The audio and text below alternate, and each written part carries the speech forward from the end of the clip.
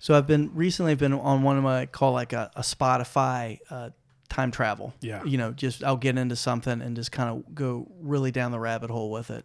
Awesome. So I've been in a big like country music phase lately, which has been nice. And I'm in more of the older kind of 60s and 70s sort of phase. And so some words I'd never thought I'd say to anybody, but I'm going right now. I'm in a Conway Twitty phase.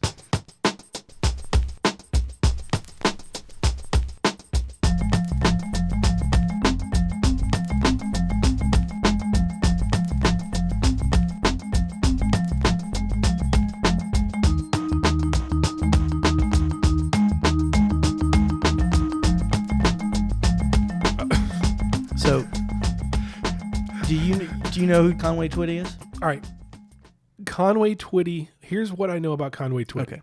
Number one, first and foremost, his name is Conway Twitty. Right. Now, further, he has a silver perm. He does. I don't think he was born with that hairstyle. I don't think anybody is, but I don't he think owned it's it. natural is my point. Yeah. So I couldn't name a single Conway Twitty song. I do remember some Time Life ads, him doing maybe some duets or something. I remember that. Like he's in a studio. It was like it was like one of those things you could order. You pay $9.95 and it was the without shipping. The least cool thing as Yeah. a young kid. I see Conway Twitty and I immediately am like, nope. I would have thought that too. So one of the things I like about Conway Twitty is that's not his real name. His real name's Harold Lloyd Jenkins. So not only but he picked the name Conway Twitty, which I think also it goes to the majesty of him. So Conway Twitty, I used to think the same thing. I remember the guy, he always had a sweater on and a perm, kind of corny, wasn't cool. So Conway Twitty was like the R. Kelly of the country set. What? Now to clarify, with 100% less sex slavery. So let's get that out of the way. Thank God. Yeah. I mean, even 99% wouldn't have been enough. Yeah, but but basically, if you wanted to get pregnant, Conway Twitty is like getting pregnant music. He's got that sort of vibe to him. And so this was his songs did this. It wasn't necessarily his look. So we can. Yeah, but he pulled it off. And again, he's one of the. I bet he did. I think you and I have learned the older we get, the more things we appreciate. Yes. The subtleties of things. And like I've just enjoyed all the like 70s and 60s era country music, like the quality of the songwriting and the performances and the things that go into it. But absolutely. But I've been in a bizarre Conway Twitty phase. So would he be considered not? Sure. I'm actually curious. Yeah. So I'm not big into country. I've recently kind of been forced to listen to more country because of the DJing stuff. But I was introduced to, I think our mutual friend, the guy that throws the party and makes the barbecue stuff. Who are you? I have no idea who you're talking about. We went and tried to tap a keg at his house one time and failed. Oh, Bill. Our mutual friend Bill had sent me a playlist of outlaw country. Okay. And I was like, oh, okay. Now I can understand like why you would like this. Yeah. Like this is good stuff. And the Waylon Jennings, obviously Willie Nelson and all that. But where does Conway Twitty fall in that? Is he part of that, post that? He's a little bit outside that group, out of the outlaw country. And I think that's one of the things that's interesting about him is I was reading something. It was actually a list of like his 20 best performances, and the writer made a good point of if you listen to some country artists, you listen to a song from 1985 or 1975, they sound the same. Yeah. Conway Twitty songs don't. They evolve. He actually had a good sense, and he actually wrote a lot of his songs that he was involved with too. But he was the guy that was the getting pregnant music. So not just a pretty face, he was talented as well. But he pulled off. But he decided, you know what? I'm going to wear sweaters. I'm going to get a perm. But I do respect that. Yeah, like and in hindsight, he just being a good songwriter should be enough. And I mean, yeah, and he actually had an association with Loretta Lynn. They did a series of not just duet songs, but they did whole albums together. Okay. I would love to hear some of that stuff. I want to go back. What I need you to do, make me a playlist, or if you have one, or you can recommend an album or something, because Loretta Lynn, I couldn't name one of her tracks. I just know that she has a beautiful voice. I'm aware of her. So you talked about the Spotify rabbit hole or time travel. What a utopia we live in. I have to say that. It's a wonderful time. And of course, I don't spend it listening to every, Beethoven symphony or, work of Mozart. Right. You're going deep with Conway Twitty. I'm deep in the Twitty. Which that should absolutely be his greatest hits album. Yeah. Okay. So I feel like maybe you need to apologize to Conway Twitty by calling him the R. Kelly. he is I mean it as a total compliment as the Yeah, R. but Kelly of, somebody with less baggage than R. Kelly. Who else does may I give you some song titles, please? Okay. Hello, Darlin'. Okay. Tight fitting jeans. All right, now we're talking. I'd love to lay you down. Okay. Linda on my mind. Oh, hell yeah. I see the want in your eyes. Oh, hell yeah. And you've never been this far before.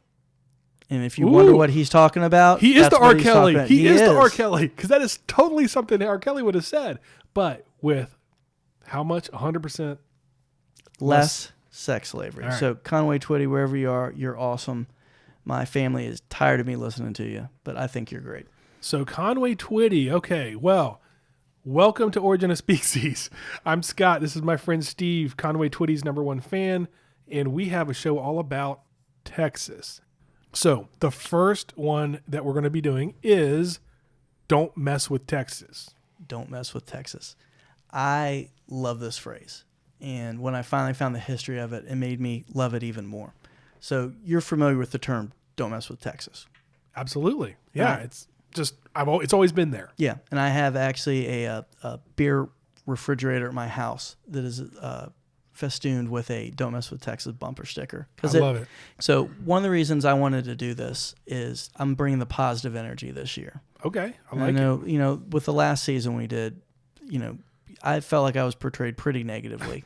I felt like you were doing that. Now, granted, you were portraying me accurately, but you were portraying me fairly negative. So Yeah, I'm bringing the positive energy. I like it. So Texas to me is one of those places that is mythical, and like I want to go there one day. Like if I here in the Richmond, Virginia area decided I've kind of burned every bridge and I got to start over, Yeah, I go to Texas in a good way because it's awesome. Yeah, Texas is definitely its own. I mean, there's been talk of secession there, but I would rather go to Texas than, like, if somebody says I'm going to start over in Texas, you think they own a small business, they want better tax, whatever. It's not like going to Florida. Yeah. If you're going to go start over and head to Florida, you're escaping Oh, man. something. Yeah. That is a good idea, though, to So- go start over in Florida. I think you have more violent options or, more Right. alligator-related options, but Right. I don't want to get into that right now. It's Florida. Florida's saying is like, come mess with Florida, I think, Yeah. right? But so I agree with you. Texas is I esteem Texas highly. Yeah. So the story behind "Don't Mess with Texas," which, by the way, I think is such a Texas phrase. It's all I think that tells you almost everything you need to know about Texas. Well, because first of all, nobody's trying to mess with Texas. Why don't. would you? don't But- do it. Right. I think they have a rich history of not being messed with. Yeah, and You I mess think with them, you're going to get you're gonna get. your ass beat, basically. So Where did this come from? I'm very curious, because to me it just sounds like something that would get picked up, right. that some locals would just say or Yeah, something. and that's what I thought it was too, just kind of like a regional phrase. Well, it turns out, actually, it goes back to an anti-littering campaign from the 1980s. No way. Flashback to the 80s. The Texas Department of Transportation is spending $20 million a year picking up garbage. And they've decided, as it's increasing year over year, they got to do something to whip this garbage problem. So they bring in... And that's probably exactly how they said it too. We're going to whip this Yeah, garbage they probably problem. did. So they bring in a gentleman by the name of Tim McClure and his ad agency, and they're trying to figure out what do we do to make a anti-littering campaign, but also make a Texas-specific one. And again, this is Texas. You can't just throw out anything and have that work, Right. because this Well, time out. You may have just come up with the second best Texas anti-littering campaign. This is Texas. You just can't throw things out. that might be it. Maybe Yeah, that's going to so, be the sequel one day. I'm Everyone sorry. document this. Yeah. So go ahead though. So Yes. they're trying to figure out something and just kind of maybe standard things that you would think of modify Keep America Beautiful to keep Right. Texas. It's just not going to fly. And also, too, they're trying to target a young male demographic, the Right. 18 to 35. Yeah. They can't So- go with like everything's bigger in Texas, including our trash cans. Yeah, Throw the- it's- probably don't want to do that. Right. So Tim McClure is walking through his neighborhood one day and notices some garbage in his own neighborhood and thinks this is a mess. And it reminds him of something his mom used to say about his room being a mess. And it just comes to him, don't mess with Texas. Perfect. And it clicks.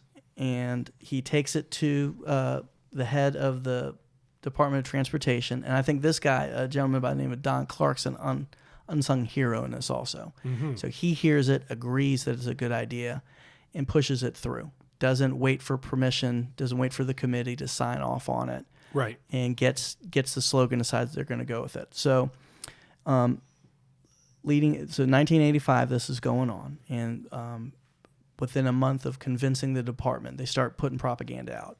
They start taking bumper stickers and T-shirts and getting them out there.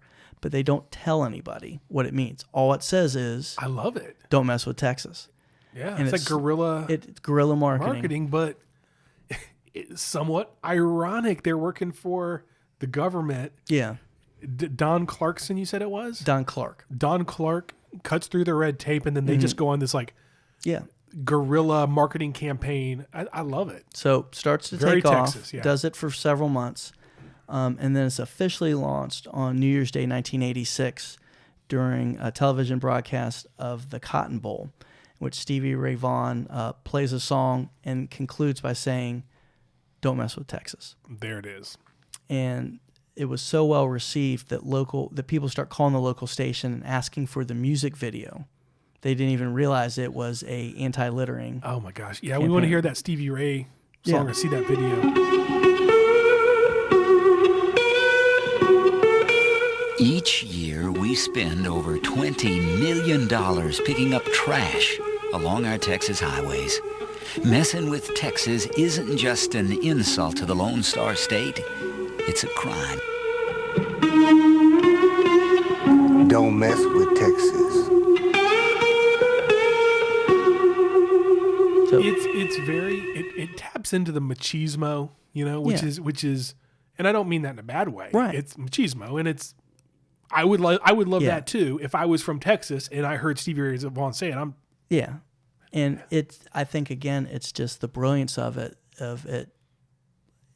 It says everything you need to know in a few words. Don't mess with Texas. It tells you everything. But it's also such a great play on words, and when you said, I was surprised when you said it was a littering campaign because you think this thing has probably been around since like the Alamo or something. Yeah. But it also made total sense. Oh, absolutely. It's a great play on words there. Yeah. So the campaign was an immediate success. Mm-hmm. Within 1 year, litter down 29%. Wow. Following year, down another 54%. 4 years later, by 1990, 72% reduction in litter. That's incredible. Yep. So, but it makes sense because, it gets to the pride. It gets to the pride of Texas. Pride, but it hits everything. That's what's so great. Yeah. It's succinct. Mm-hmm. It came from an actual Texan who had heard his mom say something similar. Yep. So it's authentic.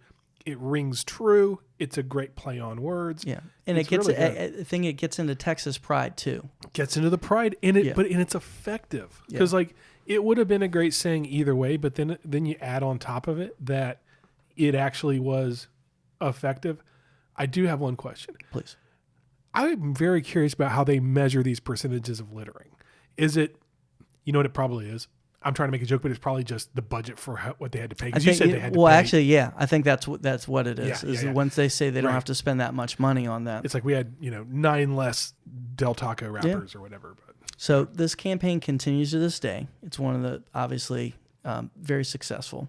So they continue to do television commercials with different celebrities in it. So that's great. some notables include Willie Nelson, Matthew McConaughey, George Foreman. Mm-hmm. Also, if you could concentrate Texas into one person, I would say that person might be Chuck Norris, Walker Texas Ranger. yeah, for sure. Some other celebrities, I'm using quotes here, little bit different. Yeah. Billy Mays. Excuse me, how dare you? Don't put that in quotes. He was awesome. Let's pour some out for Billy Mays. I'm just going to take a minute here. Pour some, what was it? OxyClean. OxyClean. I bought Pour some- OxyClean. I'm a sucker for that stuff. I was like, it does appear to work, and this guy's enthusiasm is off the charts. And His with clearly, Just for Men beard and everything. It's the lisp though that just humanizes him. Yeah, he's a great guy. On the other end of that, He'll the be creature from the Black Lagoon has been Okay, you can bring the been quotes featured. back now. Yeah. And somebody by the name of Slim Thug, which I believe is Polish. Okay. So No relation to Conway Twitty there. No, maybe. So don't mess with Texas. Great phrase. Fantastic. Quintessential Texas phrase. Gets at Texas pride. 1980s anti-littering campaign. All right. Don't mess with Texas. All right. Another one that comes from Texas is All Hat, No Cattle.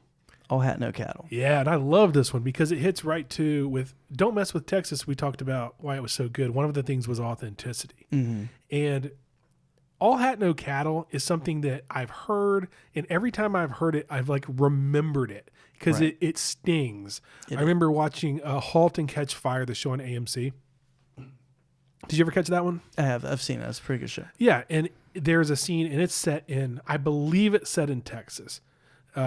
And anyway, there's a woman, and she is calling out this executive, and she goes, we have a saying, which usually this one starts with somebody saying, we have a Right. saying in Texas, and then you brace yourself because Right. it's not going to be good.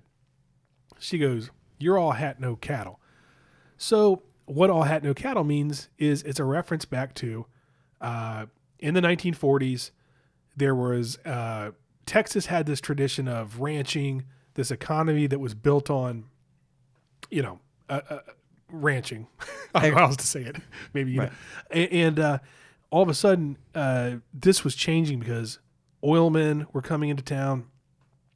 Folks were trying. It's kind of like the gold rush in California, where there was a lot of wealth to be had, and people were coming in. They were buying plots of land, and the local Texans were like, "Look, these Northerners aren't Texans. They may have the hat, they can put on a pair of boots, but they're all hat, no cattle. They're not authentic." Right. And I think it kind of gets a little bit of that Texas pride we talked about with Don't Mess with Texas, Yep. except more in an opposite way. And I think what's great about it is a great insult because it really gets to the heart of you can act one way, but we really know. And that's You're definitely, not there. I mean, that is a way to get to somebody. When we were kids, I remember there's the term poser, which still gets used, but Right. that was the last thing. If somebody called you a poser, it really was one of the worst things you could be called because it was like, Yeah. just cuts right to you. The Yeah. thing you're trying to be, you're not that, and you never will be And that. ads are when you're a kid, you are a poser. Whatever it is you're trying to be, you're Right. trying to figure Everybody's out. a poser. And if you're not, if you're like some kid that was like born with a skateboard and Yeah. you know what? Nobody likes you. So this has been used over the years. So it was used back in the 40s. The first printed use of this was by a General Hugh Johnson, who was a member of FDR's Brain Trust, and he used it in 1937. And once again, we see idioms that start having nothing to do with politics being used by politicians. So this is a theme that goes on for years and years. When I hear all hat, no cattle, the first thing I think about is the Bushes. George W. Bush, George H.W. Bush being criticized by Ann Richards in Texas.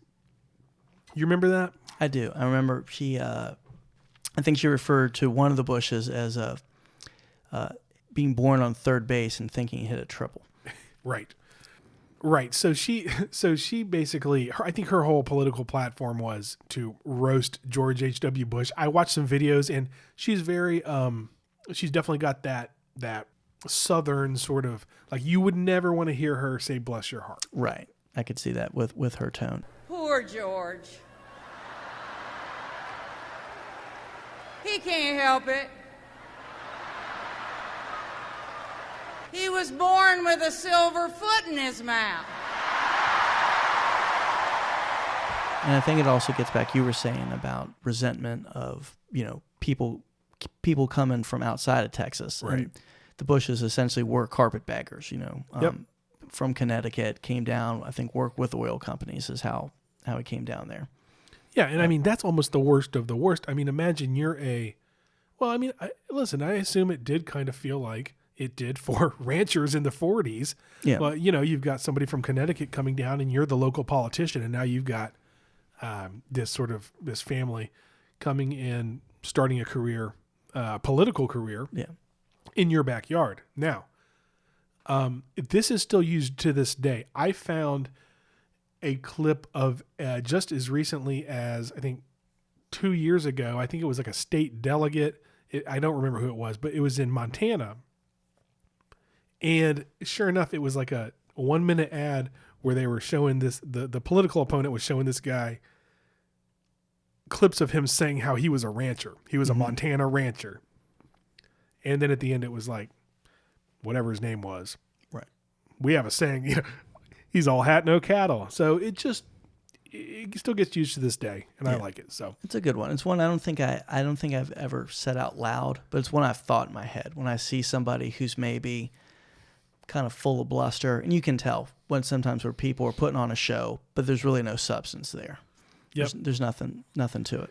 This also reminds me of the other phrase, dime store cowboy or drugstore cowboy, which is basically the same thing. Right. It's like you dress up like a cowboy and you hang out at the drugstore, the dime store. And that got me thinking about our favorite, Casey Musgraves, who has an album called Dime Store Cowgirl.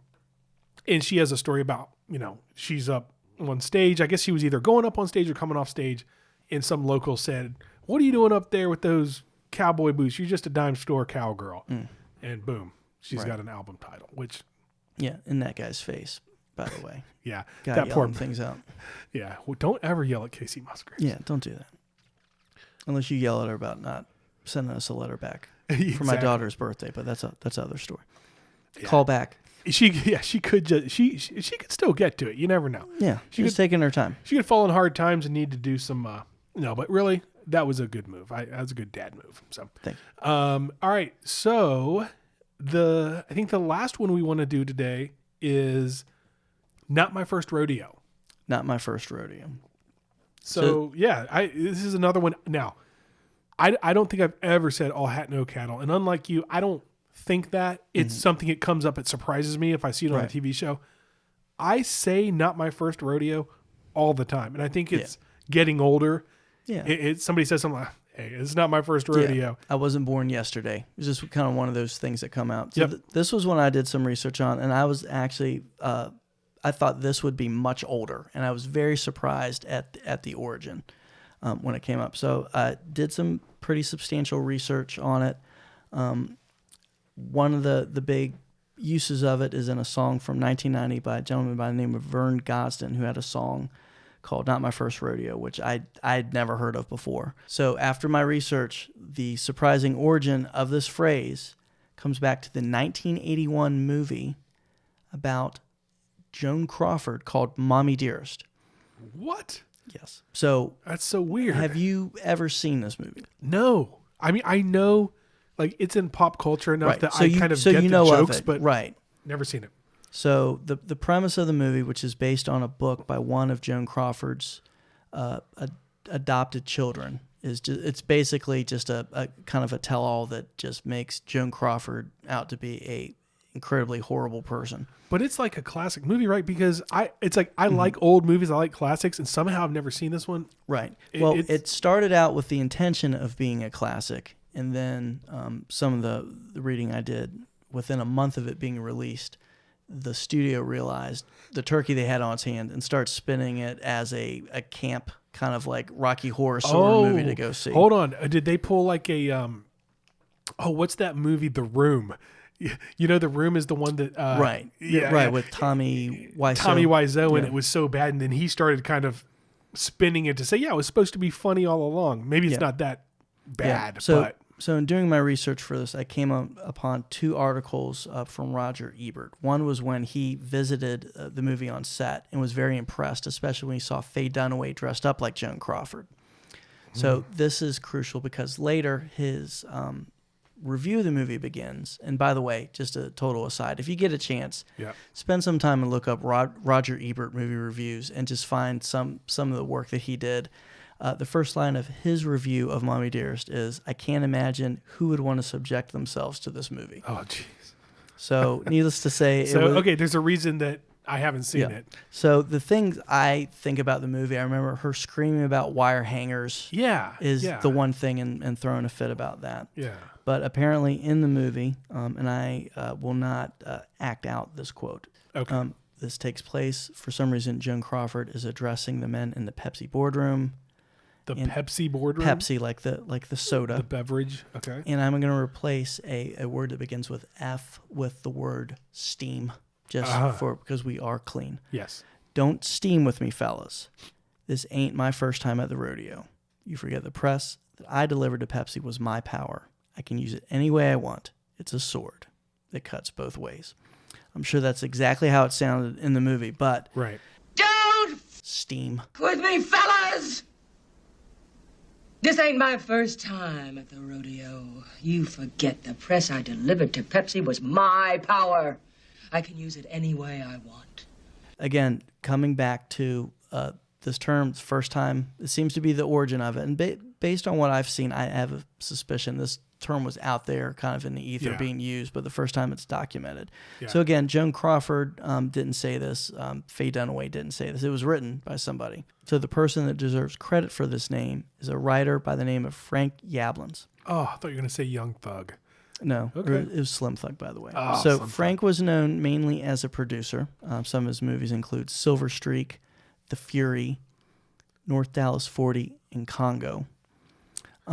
He's a little hit or miss. He is a little hit or miss, and this was one of the few times he was a writer, which should be which based on the results of this movie indicated he made the right choice by not writing too many other things. Right. So you're aware of the Golden Raspberry Awards, the Razzies. Yes, yes. So Mommy Dearest took on some of its accomplishments were in 1981 won Worst Picture and also Worst Screenplay. Okay. And I want you Kind of go hand in hand there. ponder this for a second. The 1980s had some movies that we enjoy, but also were pretty bad. I think earlier we were discussing Chuck Norris, who I enjoy, but when you think of great thespians Yeah. of the time, Chuck Norris isn't shooting up there on the list. When they set out to make Mommy Dearest, they weren't thinking they would be less regarded than Delta Force 3 or whatever. Yeah. So Mommy Dearest was voted by the Golden Raspberries as the worst movie of the decade of the 1980s. That's unbelievable. It's actually impressive in a way. It makes It me want to is. see it more now. I kind of think it goes the other way with me. I think I'd rather watch Delta Force again. Actually, you're right. I Yeah. would rather watch Delta Or- Force. Or since we're talking What about are we doing after the show? Yeah. What we're going to do is we'll watch Lone Wolf McQuade, which is my personal favorite Chuck Norris movie, which Never actually, heard of now that I've said it out loud, involves David Carradine in a Conway Twitty sweater fighting Chuck Norris to bring things all around. There's a V-neck sweater that David Carradine is wearing that our fathers owned at one point during the 80s. Oh, I believe you. And by the way, I am all in for this. So, okay, hold on. You're telling me it's got David Carradine and Chuck Norris and what's Lone Wolf? Lone Wolf McQuade. I'm down. I'm so down. So, one of the things to take away, and by the way, Texas fact, Joan Crawford, do you know where she was born? I'm hoping Texas. You're hoping correct? Yes. San Antonio, Texas. Now, the guy that wrote, San Antonio. So the guy that wrote this, what's his name? Frank Drebin? Or, Yablans. Okay. Frank Drebin is the guy from Naked Gun. Naked Gun. You know, it's not every day you write something that you get into the lexicon that's as popular as Not my first rodeo. Not My First Rodeo. So, I mean, he should get some credit for that. He should. And I think actually he should get some credit for having the worst movie of a decade. He should. I mean, that's in and of itself pretty impressive. I still don't understand, and it probably is one of those things we talk about all the time where you can't go back and pinpoint exactly the first person that said it, but really it probably just was some very local thing Yeah. that, we've seen it happen a bunch of times where it's a very local thing that gets into some sort of article. Mm-hmm. But this was, even though it was the worst movie of the decade, it still, I'm sure, had a very large viewership. Yeah. And I don't know much about Joan Crawford other than the name Joan Crawford, but she was very famous. Right? She was. And what I feel bad about is I went back through and looked at other Joan Crawford movies. And you and I have talked about old movies before, and we'll get into it too much, but we're fairly knowledgeable. I honestly had never heard of any of her movies until Whatever Happened to Baby Jane, which was in the 60s when she's way past her prime. And I think the sad thing is this Mommy Dearest is kind of that's the last memory everyone has of her. So, and it's coming from a very biased perspective, Yeah. right? That isn't necessarily yeah, it's from her Fair. adopted stepchild that was left out of Joan Crawford's will. Oh, okay. And So many there's of a little Joan context many of Joan Crawford's friends trashed the book that Mommy Dearest is Yeah. just basically made up nonsense. So it is a bit sad to say that, I'm not sure what sort of person Joan Crawford was, but I would not want a movie made of me after my death that was listed as the worst movie of the decade. right. That's pretty Unless rough. Chuck Norris or Conway Twitty was starring as me. I think to envision Conway Twitty in The Life of Steve would be. You know what? From what I can remember about Conway Twitty, I think that, man, give yourself another 20 years. If I could pull You that can perm pull off, it off. Yeah, like, get the there's- perm. You definitely can pull the sweater off. Texas, we love you. We want to move there one day if you'll have us. So even Yeah. though we'll be all hat, no cattle for sure. Yeah. I wouldn't even try. It will be our first rodeo. It will absolutely be our first rodeo, and we would never dream of messing with you. Don't mess with Texas. We love you, Texas.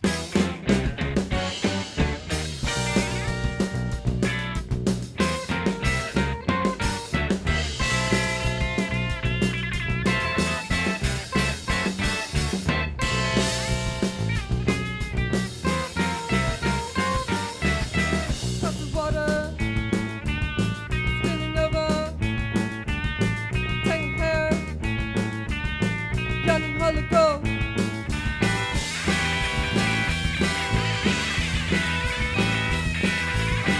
Open fissure, lighten strings. Deep with Conway I'm Twitty. deep in the Twitty.